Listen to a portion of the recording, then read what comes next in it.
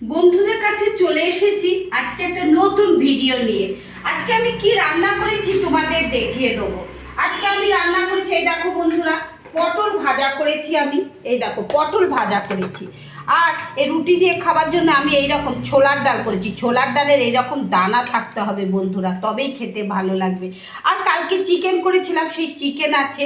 আর পটল ভাজার সঙ্গে তো ডাল লাগবে, তাই আমি এইরকম বিউলির ডাল করেছি।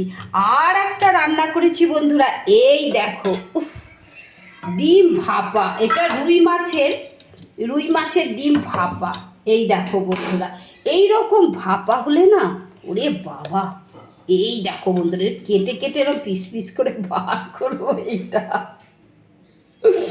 রুই মাছের ডিমের ভাপা করলে কি হয়, খুব নরম হয়। রুই মাছের ডিম ভাজলে অনেক সময় শক্ত হয়ে যায়, কিন্তু এইটা এত নরম হবে খেতে, বানিয়ে না খেলে তোমরা বুঝতে পারবে না। এটা অবশ্যই ট্রাই করো একদিন। এটা আমি সর্ষে পোস্ত, কাঁচা লঙ্কা, কাঁচা তেল আর হলুদ অল্প দিয়ে এটা মেখে কম করে আমি 50 মিনিট হওয়ালাম। অবশ্যই 50 মিনিট হওয়াবে, ভাপে হওয়া জিনিস ঠিকঠাক সেদ্ধ হওয়া খুব দরকার।